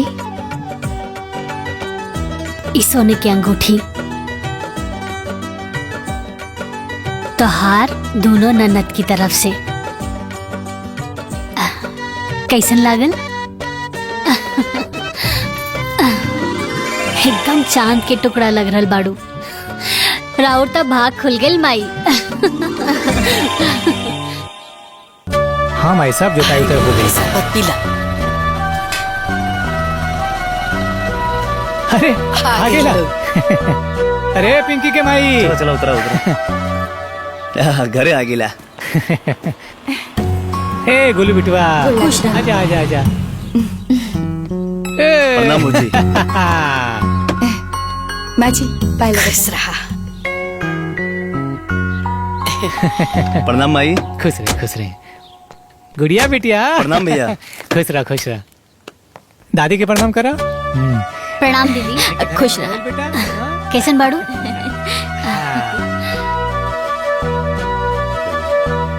प्रणाम माई। खुश रहा। कुशल मंगल से सब शादी ब्याह हो गई ना? हाँ अम्मा जी, राउर आशीर्वाद से सब कुछ कुशल मंगल से बीत गइल बा। अम्मा जी रउआ खातिर और दीदी खातिर साड़ी भेजले बाड़ी। अब लइका के बियाह कैले बानी त समदिन के साड़ी त पहनेबे करी है ना। दीदी ई तोहरा खातिर। माई मोर बनाई सिकड़ी मिलल बा। अच्छा बड़ा सुंदर बा। आ गुलाब तहरा के का मिलल हो? हमारा एक घड़ी कपड़ा और 500 रुपया मिलल बा। और भाइयों खातिर कपड़ा और 500 रुपया। दा हिला भैया। अरे 500 रुपया आंदरे बा। हमरा खातिर। अरे माई चल जौन मिलल तौन मिलल। आ वैसे भी लड़की वाला हमेशा लड़का वाला कुछ न कुछ देत रहेला। अम्मा जी ई माई लड्डू भिजवले बाड़ी। लड्डुआ ना तनी पटीदारन में भेजवा दिया। ठीक बा। ए गुड़िया लेके चला। ला बेटा बड़की मम्मी के दे दा। जाओ बच्चन उच्चन के खियावा। था गइल होइया। अभी लोग आ गइल ना, घर भर गइल। हे माई वो गेहूं जे तैयारी भइल बा ना, हाँ। सब दे देले बानी महाजन के। वो बोले हैं जल्दी से पैसा दिया जाए। हाँ। तो हर काम ना हमेशा टाइम से रहेला। अरे माई सब तो तोहार और बाबूजी के सिखावल बा। हाँ।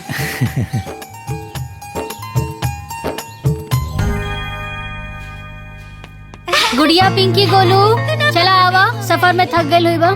आके दूध पीला। चला। माई हमरे खातिर है। हाँ बेटा सब केहू के खातिर।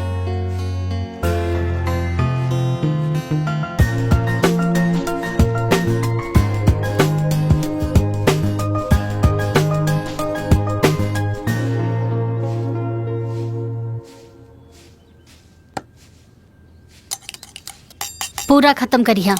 बड़की माई हमरो के दूध चाहिए। हाँ अरे गोलू तरा के भी तो बड़की माई दूध दी। आवा बैठा। सकरन सीटी हमार गोलू का दूध मीठा, ला पीला।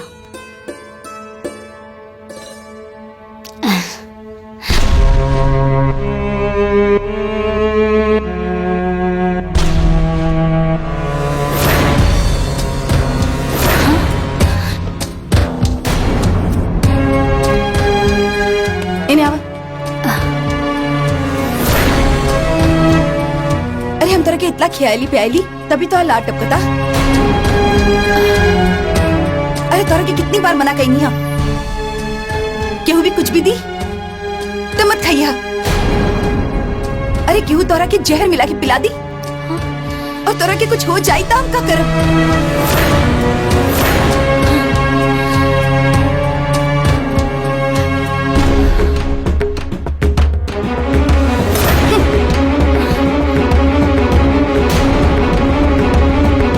कितनी बार मना कही नहीं।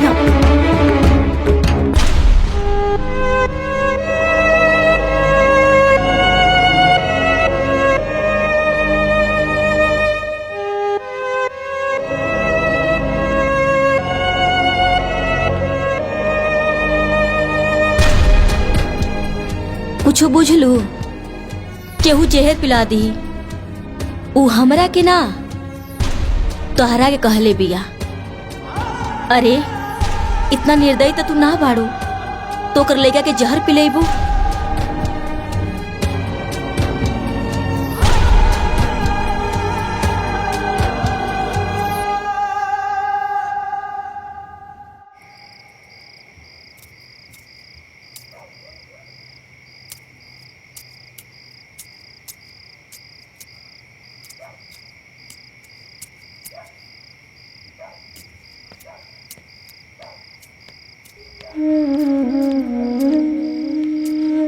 सुगंधा, सुगंधा, आखिर का चलत था तारा मन में? काहे हर बार हमरा के ताना मारेलू? अरे तू सोच भी कैसे सकेलू कि हम गोलू के जहर दे दे? इमे सोची कि कहा जब जमाना इतना खराब हो गइल बा कि हक और हिस्सा के लिए भाई भाई के गला घुट देवेला, तब बहिन काहे ना घुट सकेली? वाह सुगंधा वाह। अरे तू तो ससुराल आके बहुत बहुत बड़ हो गईलू। हम ये सब देखे खातिर, ये सब सुने खातिर तोहार देवर जी से ब्याह ना करौले रानी।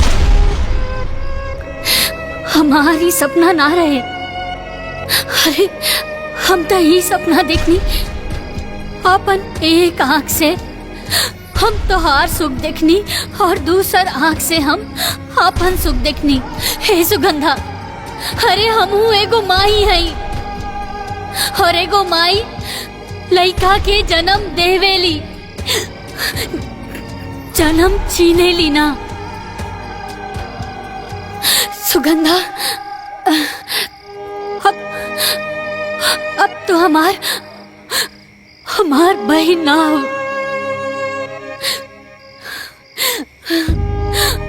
अब तू हमार देवरानी बन गेल बाड़ू। देवरानी हमरा के देवरानी बने खातिर के मजबूर कैलस? तू मजबूर कैलू और तू खुलल आँख से सपना देखा ताड़ू। तो जौन आँख से सपना देखा ताड़ू उससे सिर्फ तोहरा की खुशी हुई।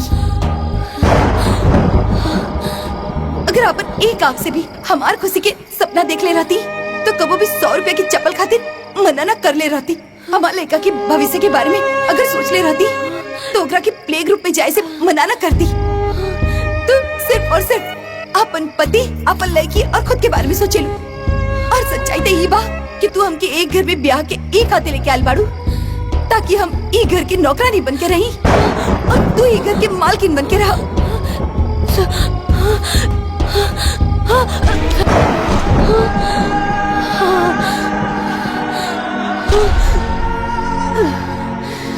दीदी,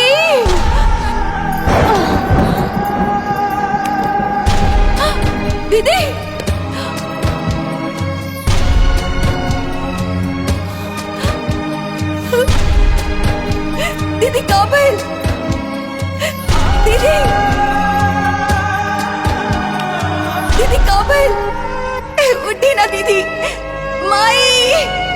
जल्दी आवो। दीदी उठी ना, का हो गई? माई दीदी होश में आई दीदी। अरे का हो गई? पुष्पा का भाई? पुष्पा अरे पुष्पा चली ना दीदी के डॉक्टर के पास ले चली। पुष्पा पुष्पा पुष्पा अरे उठा दीदी।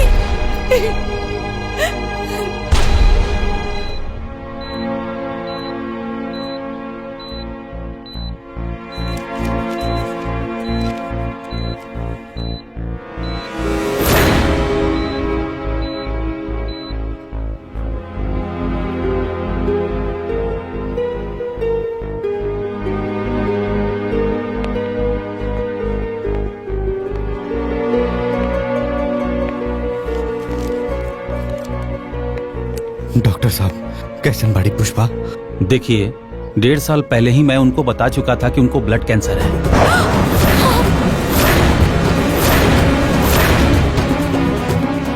और उनका कंडीशन लास्ट स्टेज तक पहुंच चुका है।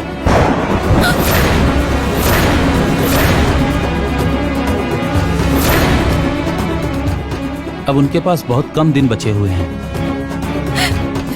इसलिए उनको घर ले जाइए, खुश रखिए। परिवार में जितने दिन रहेंगे उनके लिए उतना ही अच्छा होगा।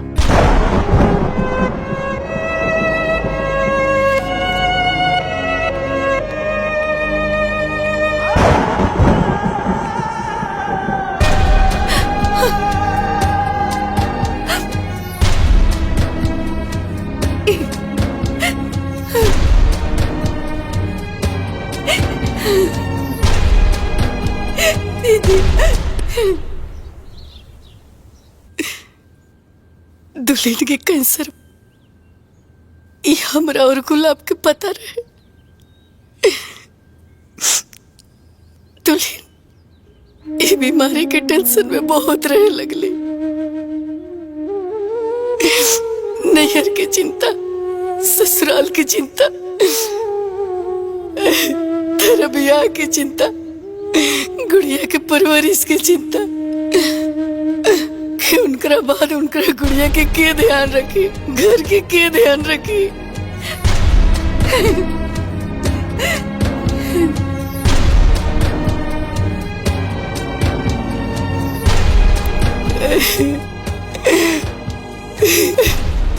और उनका मन में ही सब चलत रहे, लेकिन हमरा से कह ना पावत रही।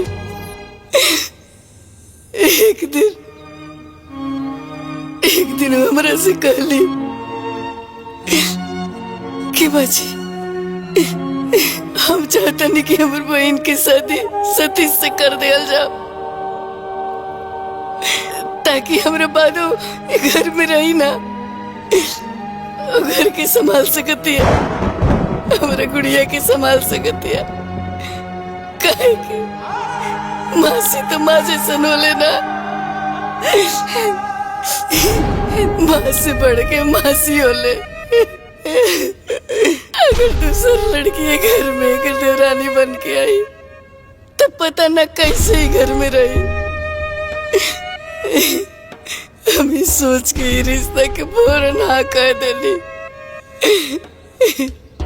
कि दुल्हन के गैला के बाद गुड़िया के माई की कमी महसूस ना होए। जनतर लोग एक बात कही, हम बहुत लाचार हो गई। हम वो सास है कि जे अपना पतों में भेद कैलाश कायदे से निकल जाओ। हमरे बड़की के घर के मालकिन बनावे के चाहत रहे, लेकिन हम दुल्हन के बनाई नहीं। कैसे कि हम चाहत रहे कि हमर दुल्हन चाहे जितना दिन रहे, लेकिन अपन हर खुशी जियस। हमर दुल्हन में मालकिन बने के जिम्मेवारी संभालने के सारा गुण रहल। यही से हम उनका के घर के मालकिन बने नहीं। और वो आज तक घर के बहुत अच्छे से संभाल के रख ली, क्योंकि कोनो चीज की कमी ना हो के दे।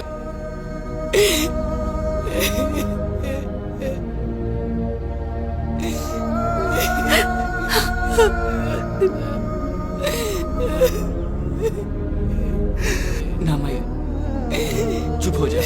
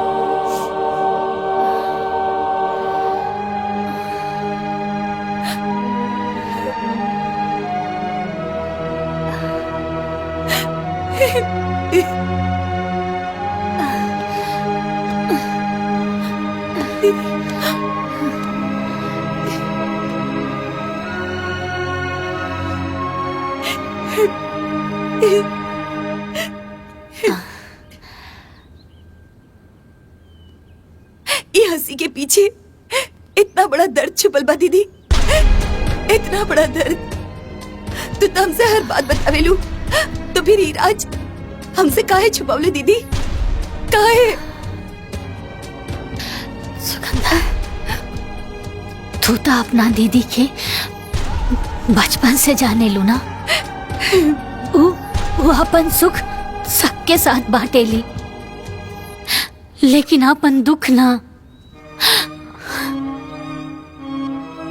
हमारी बीमारी कैंसर हम तोरा के बाबूजी से माई से हे खातिर ना बताऊनी कि कहीं तू लोग बहुत परेशान ना हो जाओ। दीदी तू कितना महान बाड़ू, तू कितना महान बाड़ू दीदी। हम तो छोट बहन होके भी हम तोरा के इतना उल्टा सीधा बोल देनी, तोरा साथे जबान लड़ौनी, हम तोरा के काका कह देली दीदी। हमरा के माफ कर दे दीदी, हमरा के माफ कर दे दीदी। तू हमरा के छोड़ के कब मत जाइए दीदी, कब मत जाइए दीदी। तू हमके मारा, डांटा और उल्टा सीधा बोल दे, हम कुछ न बोलब दीदी, हम कुछ न बोलब। बतावा दीदी, तोरा के का खाए की मन बा? कचौड़ी, पूरी, हलवा दीदी, तोहर जौन मन करी हम वो सब बना दे। बस दीदी तू एक बार बोला, तोहर का मन बा? ए दीदी, तू हमरा से नाराज नहीं खुना? बहन, जब दिल में कोनो नाराजगी ही ना बा तब माफी कैसन?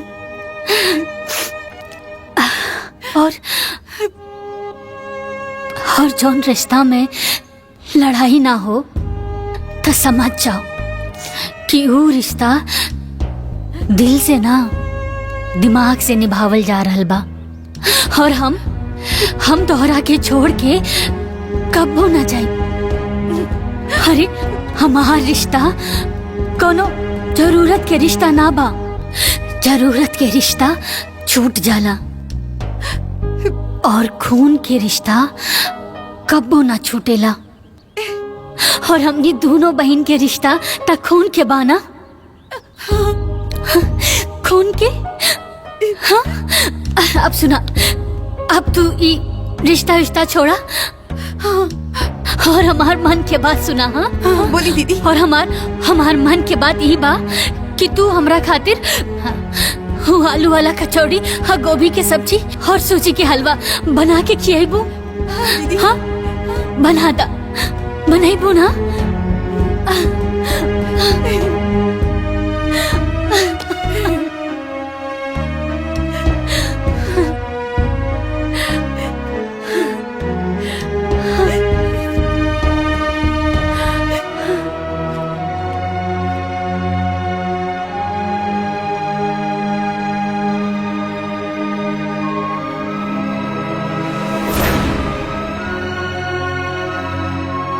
दीदी आज ई तरफ पूरा परिवार के एक साथ काहे बुलवली है? हमरा के तो कुछो नहीं खे पता।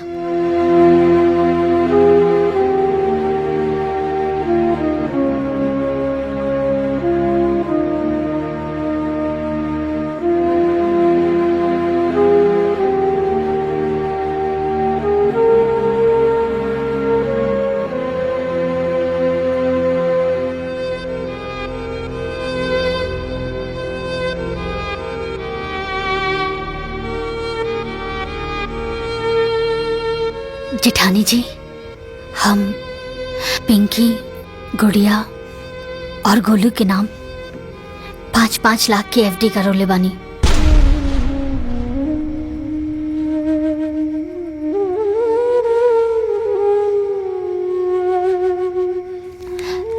ई उहे के पेपर हा, रवा संभाल के रखी।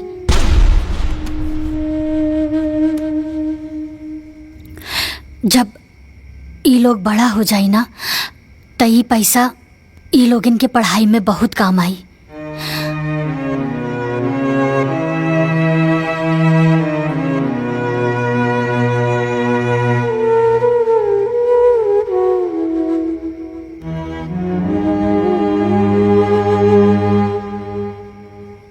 सुगंधा, हम तोरा से कहले रहनी ना कि समय अइला पर हम तोरा के पाई पाई के हिसाब दे। ये जौन एफडी के प्रीमियम बा ना, वो हम देवर जी और जेठ जी के खेती के कमाई से ही भर ले बानी। ई पूरा घर चलावे खातिर हम पाई पाई जुड़नी। अरे कबो 100 रुपया 50 रुपया खातिर लड़ भी गई नी। कभी अपना पति से तो कभी तू दोनों लोगन से। तब जाके इतना बड़ा रकम इकट्ठा भई।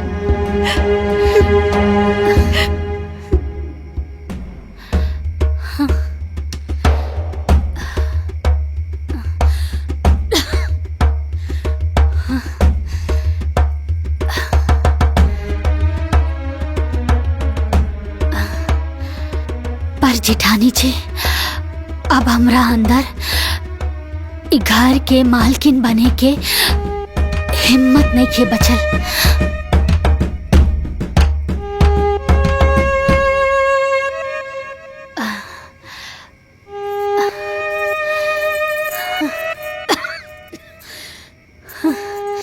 अभी घर के मालकिन की जिम्मेदारी रहुए संभाली जेठानी जी, रहुए संभाली।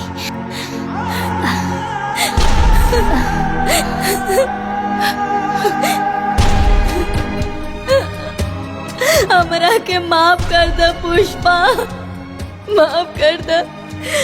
हमरा से बहुत बड़ भूल हो गई बा। हम तोरा के गलत समझनी। तू दोनों बहिनी के झगड़े में आग हम लगावनी है।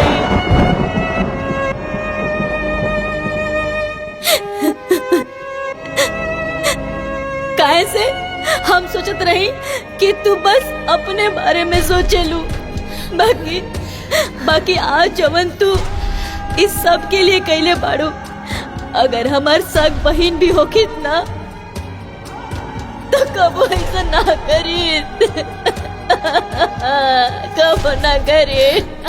अरे जेठानी जी, जेठानी जी संभालिए अपने आप के।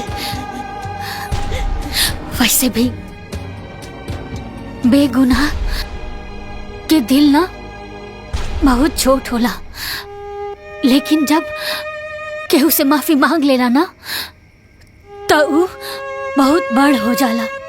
और राउर आँखी के आंसू ये बता रहल बा कि राउर मन में अब कौनो मैल नहीं खे। रउआ के माफी मांगला के कौनो जरूरत नहीं खे, कौनो जरूरत नहीं खे।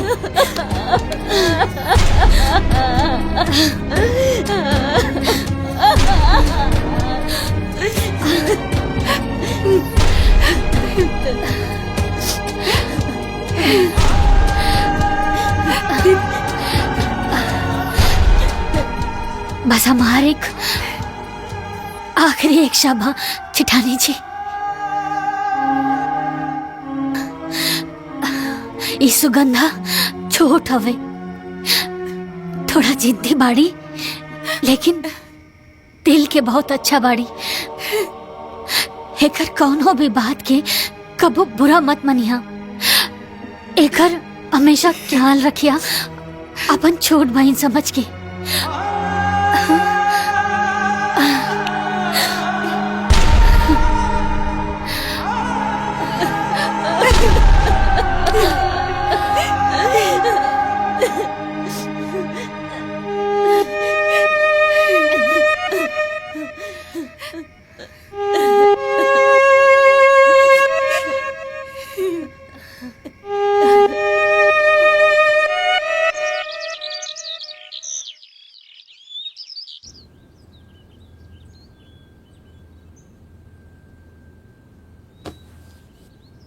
दीदी उठी ना दीदी, देखी ना आज तोहरे पसंद के नाश्ता बनवले बानी। जल्दी से उठ जाई दीदी, और दवाई भी तो खाए के बा। दीदी उठी ना, वरना नाश्ता ठंडा हो जाई। दीदी दीदी उठा।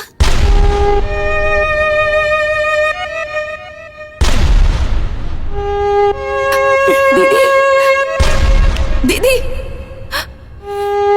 दीदी